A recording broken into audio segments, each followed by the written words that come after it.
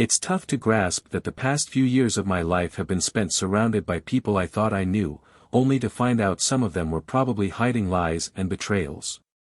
I had genuinely believed I'd built something real, a solid marriage, a true friendship, a circle of people I could trust. Turns out, I was mistaken. Everyone had their secrets, and eventually, they'd have to reckon with them. It was only a matter of time before things caught up. That evening, couples started showing up at my place, nearly 30 minutes later than I'd asked them to, as though each one didn't want to be the first through the door. In the end, 2 cars pulled up around 6:35 p.m., followed 5 minutes later by my dad and stepmom, Linda, arriving in his old truck. At that moment, I was still standing in the living room, chatting with Mark and Sarah Bryant, and Paul and Beth Jo Chaston, asking what they wanted to drink. Like always, Dad and Mama Linda strolled right in without so much as a knock. While I mixed drinks for the first 2 couples, Dad went straight to the kitchen, grabbed a couple of beers from the fridge for him and Linda, and then joined me as I handed out the drinks. By then, I'd already cracked open a Bud Black Crown, sipping it just as folks started arriving. Once everyone was settled, I eased into my favorite chair directly across from them, right in front of the coffee table. Dad and Linda sat off to my right near the piano, quietly taking in the scene. The conversation was the usual shallow chit-chat, polite murmurs about drinks, a few thank yous here and there, but nothing really meaningful. Underneath it all, there was this thick undercurrent of emotions, sadness, grief, anger, and, most of all, humiliation. Given what I was going through, small talk felt like trying to walk through mud. Nobody brought up kids, parties, or work. Marriage talk, especially mine, was out of the question. See, that very morning, my wife, Hannah, had been served divorce papers at her office. The reason? Her affair. Oddly enough, instead of frantic calls or desperate texts from her, there was radio silence, nothing at all. I figure it's because, after seeing the photos of her and Kevin Stevenson in some very compromising situations, along with transcripts of their conversations courtesy of my private investigator, she didn't have a leg to stand on. She knew she was busted. Hannah must have followed my written instructions, because when I got home, her bags, ones I had packed myself, were gone from the front porch. They had only the basics she'd need while she sorted out where to go next. The house is mine outright, left to me by my grandfather when he passed, a full 6 years before I even married Hannah. After she'd left for work that morning, I went ahead and changed the locks. I'd left her a note saying that the rest of her stuff, along with most of what we'd shared, was packed up and waiting for her in storage on East Brainerd Road, just outside downtown Chattanooga. All she left for me was a note tucked in the storm door with 2 words, "I'm sorry." When I finally told everyone, the room fell completely silent. All eyes turned to me, trying to process what I'd just said. I'd served Hannah divorce papers at her work that morning. I didn't raise my voice, there was no trace of anger in my tone. But those words hung heavy in the air, landing like some grand announcement. Conversations halted mid-sentence, and for a moment, nobody moved. I had no doubt the 2 wives probably already knew, and maybe even their husbands, long before I'd opened my mouth. I kept my gaze on a neutral spot in the room, avoiding eye contact on purpose. I didn't really care if they were shocked, taken aback, or if they acted like they hadn't heard a thing. Whatever they felt wasn't my concern right now. Tonight wasn't about announcing the end of my 6-year marriage to Hannah. It was about something much larger, about deciding on my next moves, about pressing forward. You know, kind of like the empty promises politicians in Washington throw around when they're trying to make it look like they're pushing things in the right direction. That phrase, moving forward, it's empty, really, something thought up by a bunch of focus groups to make people feel like progress is happening. Finally, after what felt like forever, Dad broke the silence. "Tom," he said, steady as ever, "are you sure there wasn't anything you and Hannah could have done? Even now, before handing her those papers?" I paused, feeling a wave of frustration and anger rise up, almost ready to spill over.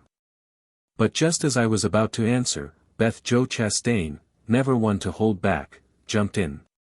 She looked right at Dad and said, "Mr. Hood, as well as I know your son, I'm sure he weighed every option before doing what he did with Hannah." She placed a comforting hand on Paul's arm, as if she needed his silent backing.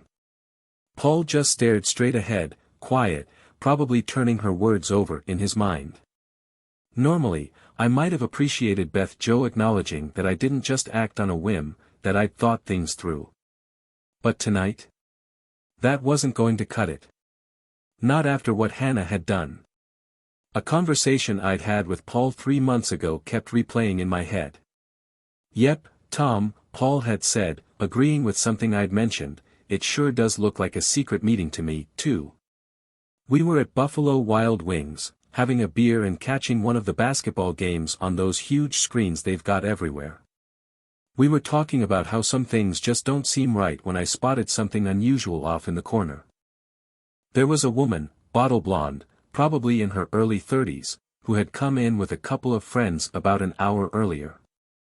Then this guy, looking to be in his late 30s, showed up, sharp suit, wingtip shoes, and all, totally out of place in a sports bar. He walked in alone, about 10 minutes after her, grabbed a drink, and then made his way to the far corner. Like clockwork, she left her friends to join him. This wasn't some random meet-up, it was planned, and it was clear they'd done it before, likely more than once. And here's the thing, they both had wedding bands on, but there was no way they were married to each other. "Hey, Paul," I asked, giving him a look, "you ever notice how things seem to be shifting these days?" I'd been seeing small but obvious changes in how Hannah acted around me, things that just didn't sit right. What would you do if you spotted one of those cheating folks, husband or wife, out in public like this? Sure, there's always the chance that if you told the betrayed spouse, they'd get mad at you instead. But doesn't the one being cheated on deserve to know the truth? Paul wasn't originally from Tennessee. He'd moved down from New York after finishing his studies at Rensselaer Polytechnic Institute. He got a job with the Department of Energy in Oak Ridge before finally settling here in Chattanooga, where he joined a local engineering firm around 4 years ago. We met not long after he and Beth Jo moved to town, at some book signing our wives had dragged us to over at Barnes & Noble. We hit it off, realized we lived close, and started inviting each other over for dinners. Hannah and I welcomed Paul and Beth Jo into our friend circle, and they blended in perfectly with the other couples we spent time with. After a few years of knowing Paul, I'd come to expect his straightforward, no-frills New Yorker way of looking at things, so his response didn't catch me off guard. "Nah," he said, shaking his head. "Too many complications. Besides, the truth always comes out eventually in situations like that. Why risk messing up a friendship over something that's just gonna stir up trouble?" I couldn't let him get off that easily. "So, you're saying you'd just sit back and say nothing? What if it was your buddy's spouse? Doesn't that change things?" Paul swirled his beer glass thoughtfully on the table, mulling it over. After a pause, he finally said, "Well, if it were a really close friend, someone I genuinely cared about, not just some guy from work or an acquaintance in our social circle, then yeah, maybe I'd feel a duty to say something." I laughed, thinking how Beth Jo's sweet southern influence seemed to be softening his tough Brooklyn exterior bit by bit. "You'd want to know if it was Beth Jo, wouldn't you?" I asked, my tone serious now. Paul's reaction was immediate and intense. "Never gonna happen," he snapped, clearly irritated. He took a quick gulp of his beer, setting the glass down hard, as if annoyed I'd even bring up the idea of his wife being unfaithful. "Calm down, man," I said, trying to lighten the mood. "It's just a hypothetical. I'm not accusing anyone. I just want to be sure that if any of my friends saw Hannah stepping out on me, they'd let me know. You know what I mean?" He grinned a little, maybe recalling those old Ernest P. Worrell commercials with Jim Varney that we used to joke about. That seemed to cut through the tension, and he chuckled, though I could tell my question had rattled him a bit. I laughed, too, acting as though everything was fine, but deep down, a growing darkness gnawed at me, something I knew wouldn't stay buried much longer. After I let them know Hannah had been served divorce papers that day, and heard the quick reactions from Dad and Beth Jo, the room settled into silence again, heavy and thick. Nobody spoke for a few moments, so I broke it once more. I've also taken legal action against Hannah's slimy boss, slapping him with a lawsuit for alienation of affections. And I didn't stop there. I've sent a report to their company's local VP about how they failed to enforce the policy on inappropriate relationships between married employees. I paused for a moment, organizing my thoughts. I wanted to deliver every detail perfectly without losing the flow or ruining the impact I'd planned. His attitude changed the moment he saw the evidence my investigator gathered, proof that multiple employees, including some managers, knew about Hannah's affair and did nothing, just whispered about it in the break room. Thinking back to it all, the way her coworkers enabled her betrayal, I could feel a fresh wave of anger rise, darkening my expression. The couples in my living room wisely kept quiet, sensing the intensity in letting me speak without interruption. "It's funny," I said, keeping my voice steady, "how alienation of affections lawsuits aren't permitted in Tennessee anymore. But since I've got solid proof, photos, statements from witnesses, that Hannah and that lowlife shared a hotel room in Charlotte, North Carolina, during a so-called business trip 3 months ago, the judge in Mecklenburg County gave me the green light to move forward. Looks like the courts over there take a percentage of the legal fees from these cases, no matter the outcome." Mark leaned forward, shaking his head. "Tom, you must really have a serious grudge against that company to go through with something like this," Mark said, his tone half amused, half shocked. I shot him a tight smile, the frustration still boiling under the surface. "Oh, it's a lot more than just a grudge, Mark. I knew that tonight would be a turning point, not only for me but for everyone sitting in this room."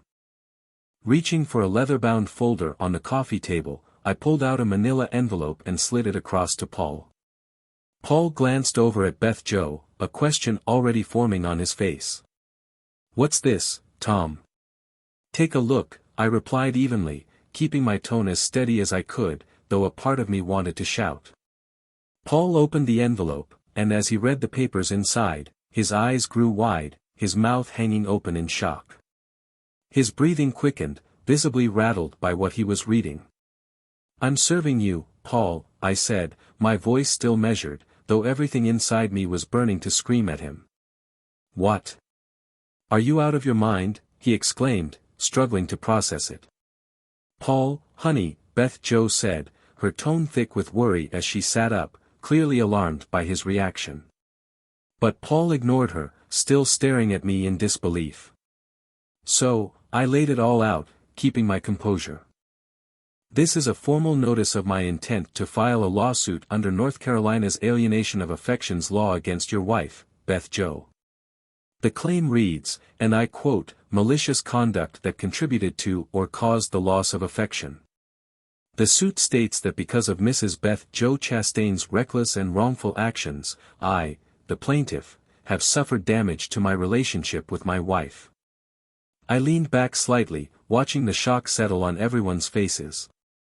"To put it plainly," I continued, cutting off Beth Jo before she could fire back, "you, Beth Jo, knew exactly what was going on.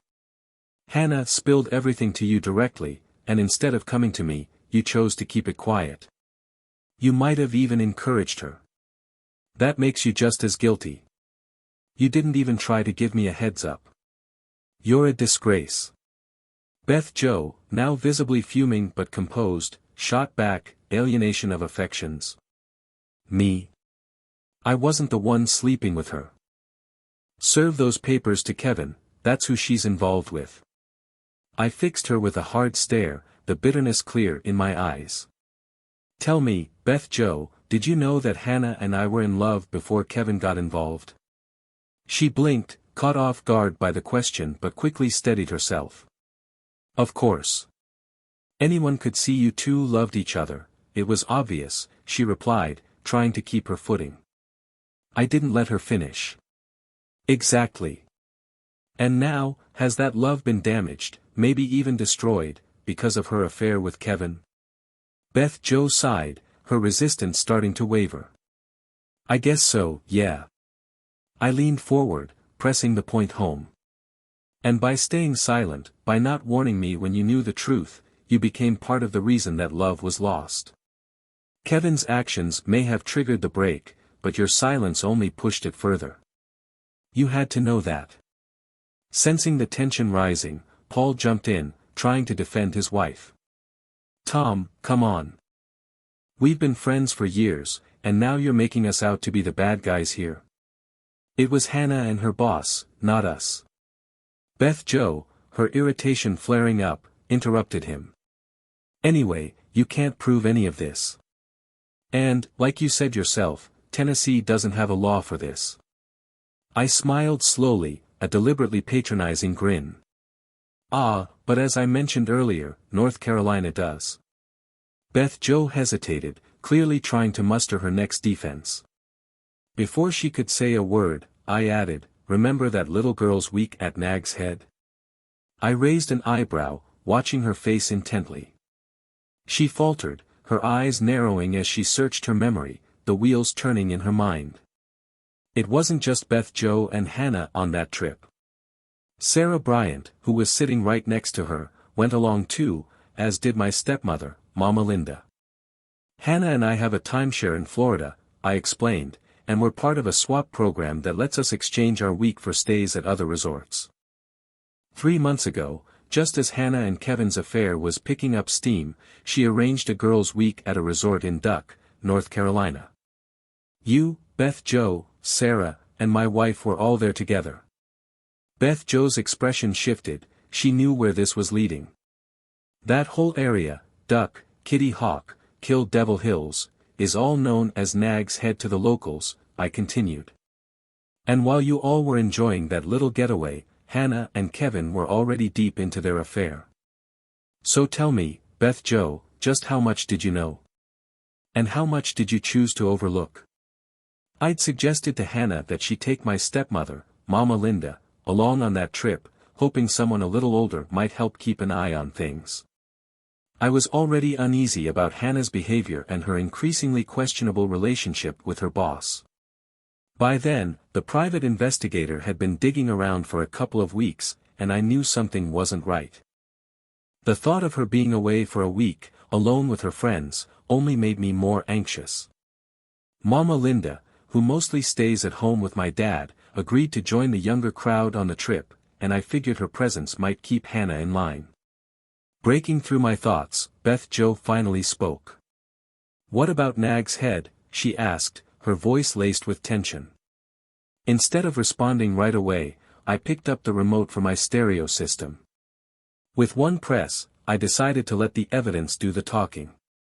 The private investigator had captured some pretty damning stuff, and now it was time for everyone to hear it.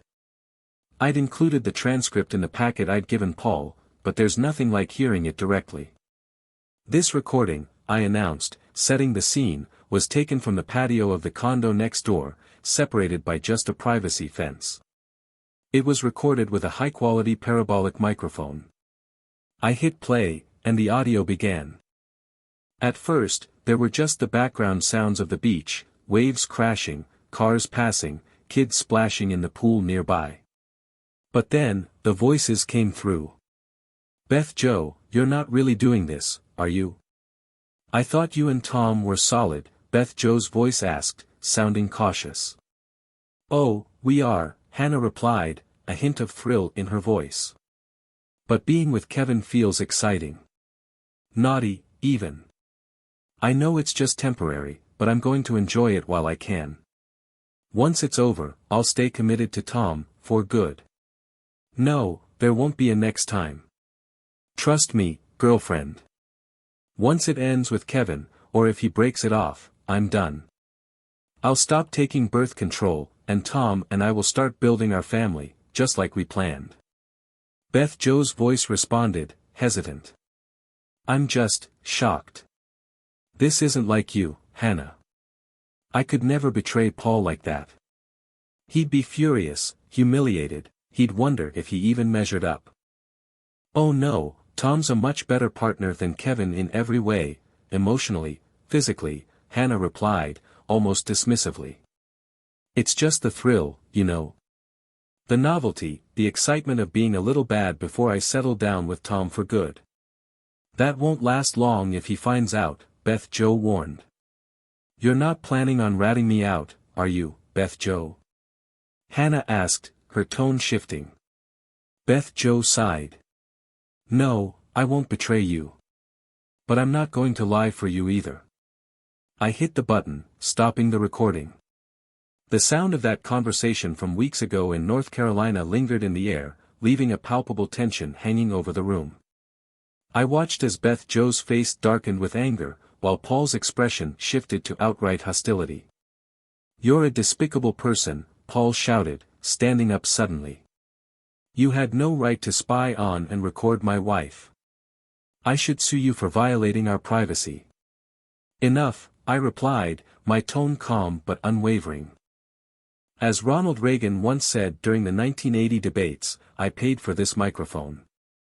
And don't forget, I'm the legitimate owner of that timeshare. Plus, I had every reason to suspect Hannah was cheating.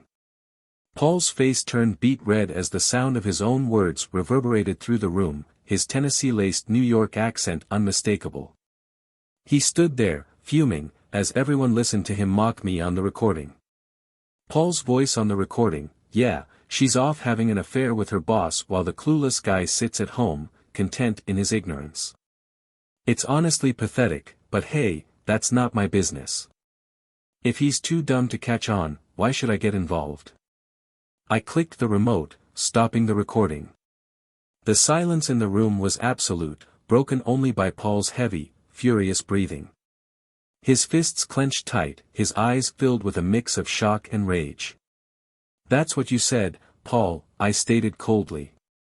You knew all along, and not only did you stay quiet, but you mocked me behind my back. Paul couldn't hold himself back any longer. You think you can drag me into this over some recording? You're insane, Tom. I didn't owe you anything, and neither did Beth Jo. This is between you and Hannah. Oh, it's a lot more than that now, I replied, leaning forward as my tone took on a sharper edge. Your failure to act, your mockery, your role in this whole mess, it's all part of a bigger picture. You didn't just stand by, you encouraged it with your silence and your scorn. That's where intentional infliction of emotional distress comes in. Paul sneered. This is ridiculous, Tom. You're just throwing accusations around because you're bitter, trying to get back at me and Beth Jo. I stood up, no longer willing to keep anything inside. Bitter? You bet I am, Paul. Bitter that my wife betrayed me, that people I thought were friends laughed behind my back as it happened. Bitter that folks like you had every chance to do the right thing but chose to lurk in the shadows and whisper instead. I could see a flicker of hesitation in Paul's defiance, but he kept up his tough stance. You think this is going to hurt me? You can't prove a thing. No jury's going to side with you. I smiled, though it held no warmth. We'll see about that. But believe me, this won't fade quietly into the background. If you think I'm bluffing, then take your chances in court. When your wife's testimony, your own words, and the evidence I have all come to light, we'll see who walks away untouched. Paul's eyes darted to Beth Jo, who sat rigid, her face a mix of shock and disbelief. She hadn't spoken since the second recording started, and now she seemed to be grappling with the full weight of it all. You're tearing everything apart, Paul muttered, his bravado starting to crack. For what? Revenge? No, Paul, I replied, my voice steady and determined. For justice. For the truth. And maybe, for a little closure. But it ends here, and it ends on my terms. Beth Jo looked to Paul, a glimmer of desperation crossing her face. She whispered something to him about a promise to keep things private, but before she could finish, I turned my attention to the recording again. The audio picked up with Paul's voice, tinged with disdain. Tom Hood, right? The guy who comes around a few times a week to join me and the guys for darts and pool. Yep, that's him, Paul said on the recording, sounding almost amused. He's a real friend, but a foolish one. It's entertaining having him around. I get to beat him at golf and gossip while his wife and her boss make a fool of him. The recording echoed laughter from the bar patrons, and I hit the remote, silencing it. Then I fixed my gaze on Paul, my focus shifting back to him entirely. Well, pal, I must have been quite the source of amusement for everyone around here, especially given how often I used to hang out in this place, I said, sarcasm coloring my words. But thanks to Mike's little stunts and your big mouth, it looks like I'll need to find myself a new spot to enjoy a beer, some pool, and darts, with any new friends I make once I take legal action against you and cut our so-called friendship for good. Oh, and by the way, I added with a pointed smirk, I've already started on that. I presented another document, unfastening it and holding it out. This is an initial report from a therapist my lawyer arranged for me to see last week.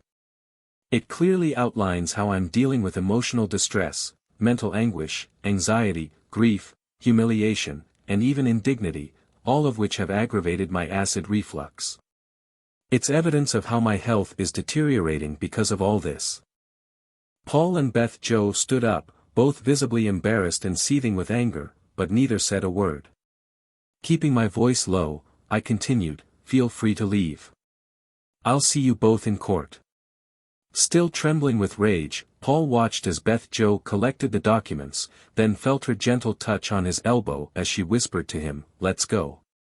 They headed to the door, Paul storming ahead, but just before she followed, Beth Jo looked back, her voice soft as she murmured, I'm sorry, right as the storm door closed quietly behind her. I remembered a moment from several weeks earlier, watching Larry Cugg swing his driver effortlessly. His graceful follow-through always left me a little envious, his powerful tee shots often compensating for weaker approach shots and a less-than-stellar short game. Still, his skill at driving allowed him to dominate our rounds at the course. We were at the driving range that day, both working our way through a bucket of balls, laughing and chatting lightly. I'd been craving the company of friends and a way to take my mind off everything going on. Mark and I had actually met over a decade ago during college at UT Chattanooga, where we had shared a few classes. We stayed on friendly terms over the years, but we didn't really become close until we both joined the same country club just before he married Sarah. He'd invited me to his wedding, and I returned the favor by inviting them to mine the following year when Hannah and I tied the knot. Since then, our bond had only grown stronger. They'd become one of our favorite couples to spend time with, sharing stories and experiences that brought us all closer. As Mark watched his ball sail toward the 300-yard marker, he muttered, I just ditch her and metaphorically set fire to the whole thing.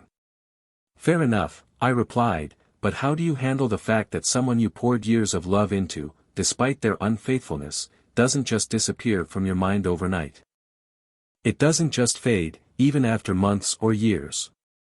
I was wrestling with my own thoughts, having accepted Mike's betrayal and the reality that my marriage to Hannah was over. Even though I was furious, I couldn't shake the ache left behind. I had genuinely loved Hannah deeply, and, if I'm honest, a part of me still did, even after what she'd done. I knew I needed the counsel of those I trusted, so I wouldn't have to face these choices alone.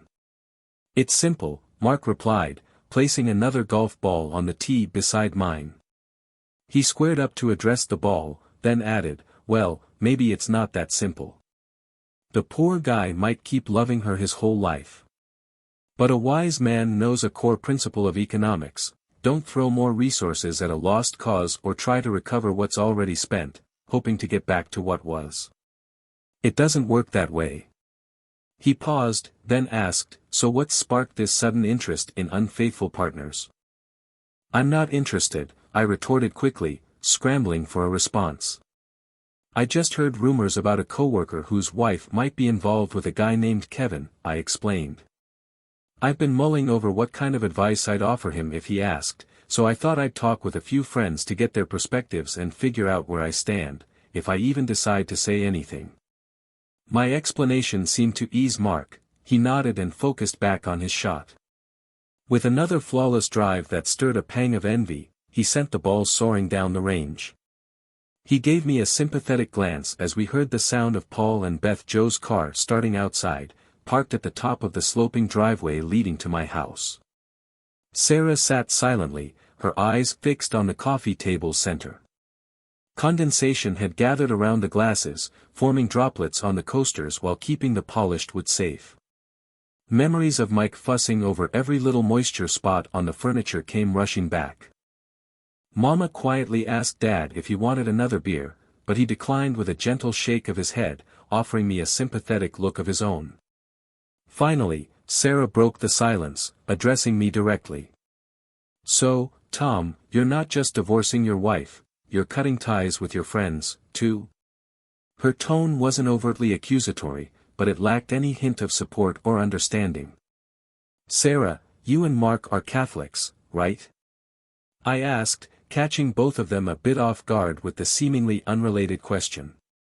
"Yeah, but what does that have to do with anything?" Mark replied, looking mildly confused.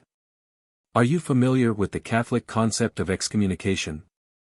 "Yeah, it's when the church kicks you out," Mark answered, starting to explain. "No," I interjected. "I may just be a Methodist, but I get that, in Catholic belief, a person effectively excommunicates themselves when they willingly pull away from the actions, thoughts, and practices that maintain their full communion with the Church. Official excommunication by the Church is simply the public recognition that this person has distanced themselves from the community by choice." Drawing a parallel, I continued, shifting the analogy to our situation. In divorce proceedings, the court basically does the same thing. It recognizes, formally and publicly, that one or both people have already detached themselves from full participation in the marriage. With my legal actions against Paul and Beth Jo, I'm simply asking the courts to acknowledge publicly what their actions have already done, severed the friendship through their neglect and intentional disregard of what was happening with Hannah and me. A heavy silence settled over the room as they took in everything I just laid out. The stillness was soon broken by the soft rustle of a large envelope that I tossed onto the coffee table. Mark looked up, noticing the sorrow in my eyes. Our gazes met, and his face clouded with confusion as he followed my line of sight to Sarah, who now seemed visibly tense, her expression twisting with apprehension. Sarah's face shifted to one of fear, her eyes darting between me and Mark, silently pleading for some form of understanding. It was clear she had a sense of what was inside that envelope. "Are you divorcing us, too, Tom?" Mark asked, his voice heavy with sadness as he looked from the envelope to Sarah, then back at me. I opened my mouth to respond, but the words stumbled out, and I had to blink back the tears that threatened to fall. I understood how much this revelation would hurt my friend, but if I didn't follow through with my plan, I'd be just as complicit as the people I was confronting tonight. I knew I'd be a hypocrite if I didn't follow through. "No," I finally replied, clearing my throat. "Just her." I shot a pointed look at Sarah, who had closed her eyes, shaking her head as if trying to will this moment out of existence. "What do you mean, just her?" Mark asked, his voice tinged with confusion, clearly blindsided. All Sarah could manage was a soft, desperate, "No, no, no." "I'm sorry, Mark," I said, my tone somber. "But you need to know." With that, I pressed the remote to play the next recording. The gentle sounds of crashing waves and the distant call of a seagull filled the air, followed by the sliding noise of a patio door closing, probably to keep in the cool air and keep out the mosquitoes.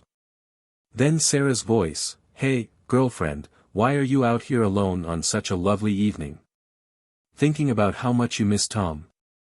Or, how much you miss Kevin?"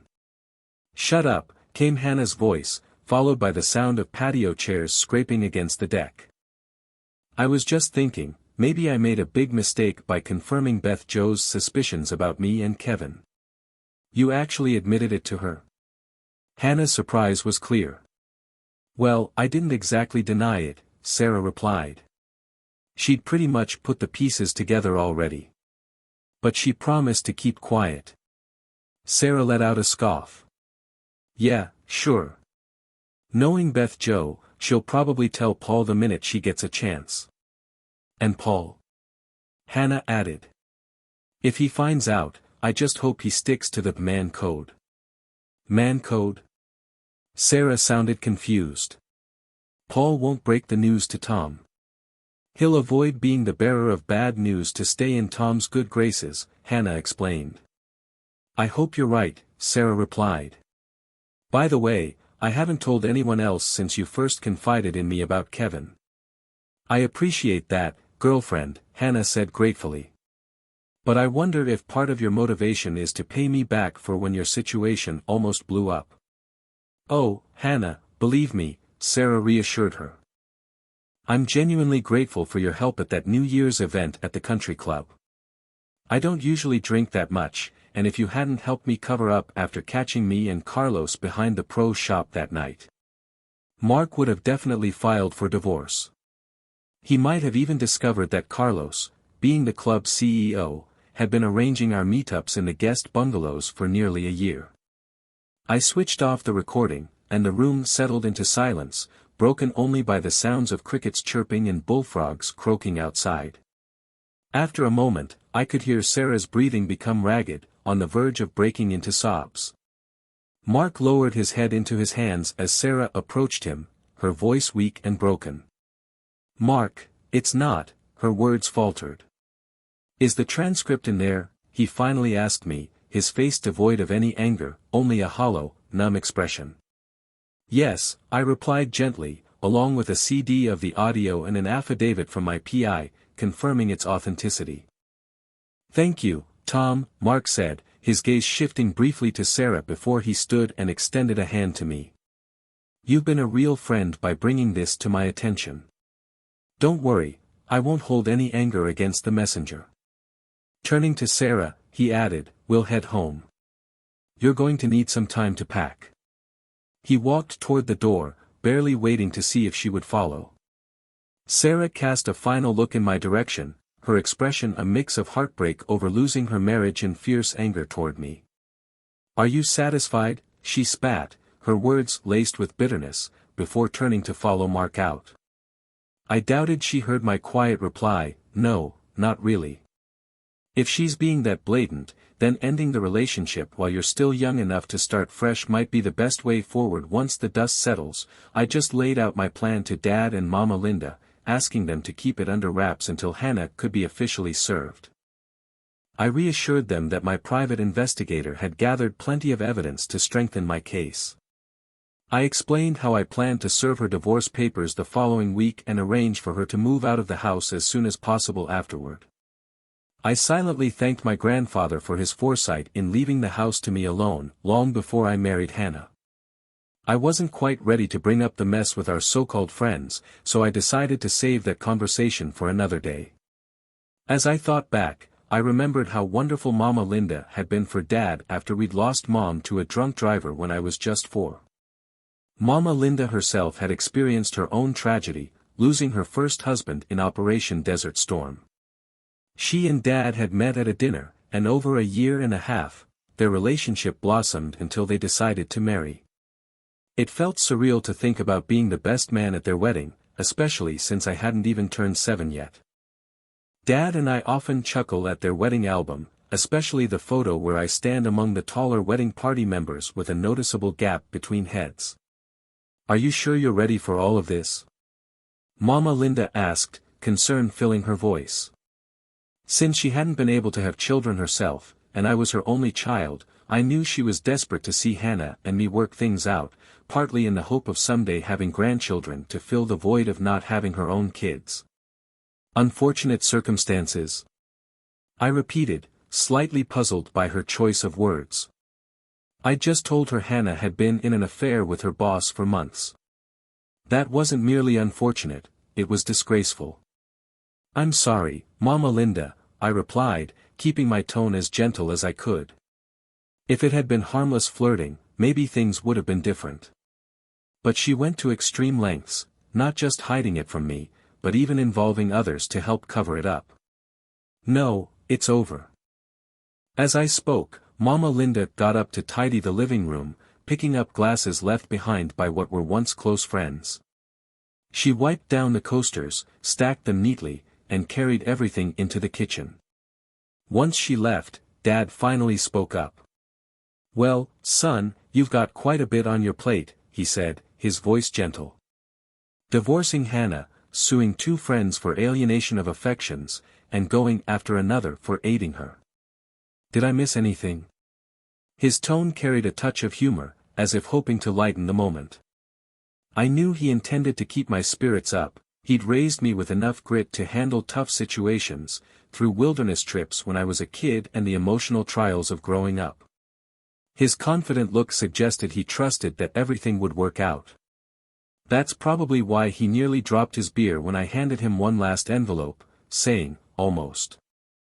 Outside, the sky had fully darkened, with the beacon light atop Lookout Mountain flickering in the distance, softened by the warm glow of the city skyline. I made my way up the driveway toward my truck, ready to find a new bar where I could unwind with a couple of beers, away from the house. Glancing back through the front window, I saw Dad examining the contents of the envelope, the transcript of another conversation my investigator had recorded during that week in the Outer Banks. His face reflected a mix of disbelief and anger, while Mama Linda's eyes filled with anguish. Starting the truck's powerful Cummins diesel engine, I pulled away from the curb, not worried about leaving them at the house. Dad had a key. I knew he'd lock up when they left.